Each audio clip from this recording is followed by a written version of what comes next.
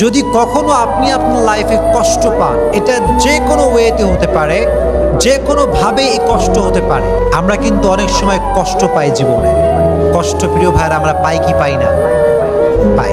মনে করেন আমার আব্বা মরে গেছে ফর এক্সাম্পল, অথবা আপনার কোনো সম্পর্ক কারোর সাথে ছিল, বন্ধুত্বের সম্পর্ক হতে পারে, যে কোনো রিলেশনশিপ হতে পারে, কষ্ট আমরা পাই।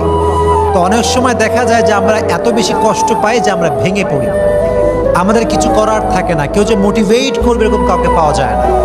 এজন্য কষ্ট পেলে কি করণীয় আছে, কি করলে কষ্ট কমবে, আজকে আমরা এই বিষয়ে কথা বলবো। সকলে শুনবেন তো ইনশাআল্লাহ। কষ্ট দূর করতে আপনি সব সময় ইসলামিক ওয়েতে 5টা টিপস অ্যাপ্লাই করবেন। যদি বলেন কয়টা টিপস? আমি আপনাকে মোটিভেট করার জন্য বলছি 5টা টিপস যদি কেউ কষ্ট পাওয়ার পরে অ্যাপ্লাই করে, আশা করা যায় তার জীবনে আর কোনো কষ্ট থাকবে না। সকলেই বলেন ইনশাআল্লাহ। 1 নাম্বার, যদি কখনো কোনো কষ্ট পান, এটা যে কোনোভাবেই হতে পারে। কোনো একটা সম্পর্ক ছিল, কাছের মানুষ কষ্ট দিয়েছে বা প্রিয় মানুষ কষ্ট দিয়েছে, কোনো একটা জিনিস হারিয়ে ফেলেছেন, অনেক কষ্ট পেয়েছেন আপনি। প্রথমে আপনি যে কাজটা করবেন সেটা হচ্ছে you have to put your trust on your Lord.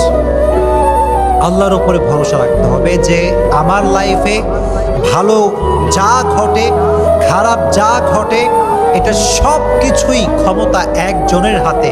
তিনি কে? তো যখন কষ্ট পেয়েছেন, ভালো করে বলছেন, আমার দিকে তাকান।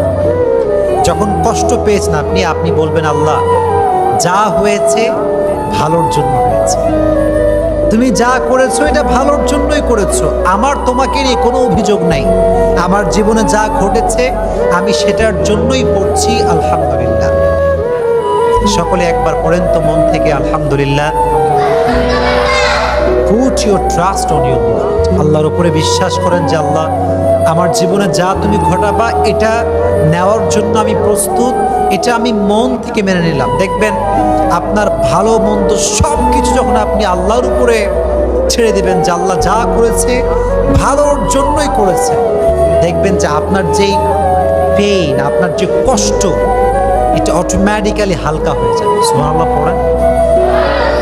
আল্লাহর উপরে বিশ্বাস সকলে রেখে চলবেন তো ইনশাআল্লাহ। 1 নাম্বার। 2 নাম্বার যে কাজটি কষ্ট পেলে করবেন সেটি হচ্ছে keep your self busy. Keep your self busy, নিজেকে ব্যস্ত রাখেন।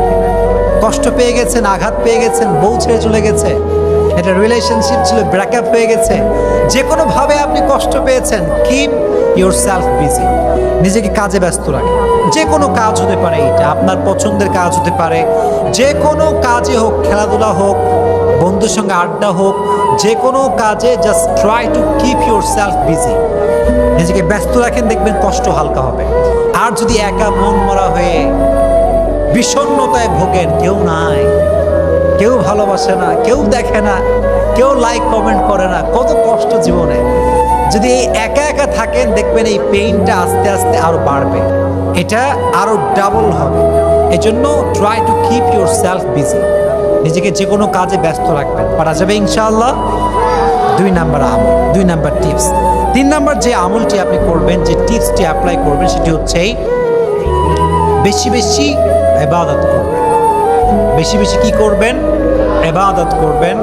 এটা হতে পারে কোরআন তেলাওয়াত।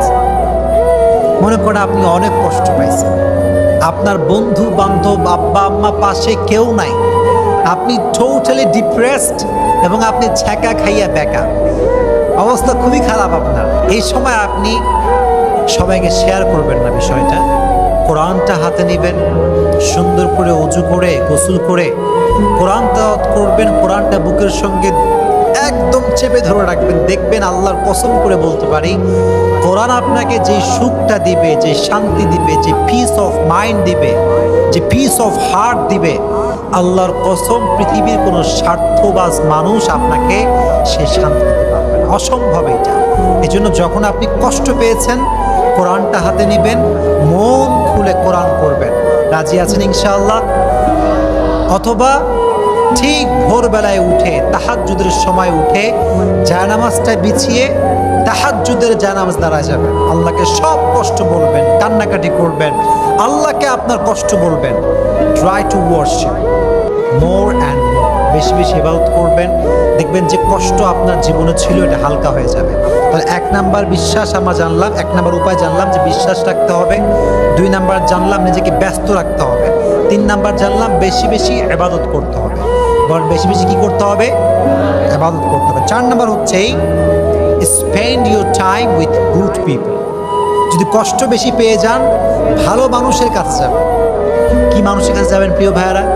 ভালো মানুষ যারা, যাদের চরিত্র ভালো, আচার আচরণ ভালো, এটা বেশিরভাগ ক্ষেত্রে আলেম ওলামার মাঝে পাওয়া যায়। স্কলার যারা, তারা ভালো চরিত্রের হয়। হুজুরদের কাছে যাবেন, ইমাম সাহেবের কাছে যাবেন, কথা বলবেন, দেখবেন মনটা অনেক হালকা হবে। এই তো যখন কষ্ট পাবেন, তখন আপনার সময়টা আপনি খারাপ জায়গায় দেবেন। গান শুনবেন না, মোবাইল ফোনে বাজে ভিডিও দেখবেন না, ভালো মানুষের কাছে গিয়ে সময়টা কাটাবেন। রাজি আছেন ইনশাআল্লাহ? 4 নাম্বার। 5 নাম্বার, এটি খুবই গুরুত্বপূর্ণ এবং এটি শেষ টিপস, সেটি হচ্ছে spend your time with your parents. আব্বা আম্মার সঙ্গে সময় কাটাবেন। অনেকে দেখা যায় যে পৃথিবীর সবার সঙ্গে সে সময় কাটায়, কিন্তু আব্বা আম্মাকে একটা মুহূর্ত সময় দেয় না। এরকম লোক বাংলাদেশে আছে না নাই? অনেক আছে। মনে করে যে আমার বন্ধু আপন, অমুক আপন, তমুক আপন। বিশ্বাস করেন, বিপদে পড়লে আব্বা আম্মার চাইতে আপন পৃথিবী তার কাউকে পাওয়া যায় না। কথা বলেন ঠিক কিনা? আব্বা আম্মা সবচেয়ে বেশি আপন। এই জন্য কষ্ট পেলে আব্বা আম্মার সঙ্গে শেয়ার করবেন, আব্বা আম্মাকে বলবেন, আব্বা আম্মার সঙ্গে আপনার টাইম স্পেন্ড করবেন, দেখবেন আপনার কষ্ট হালকা হয়ে যাবে।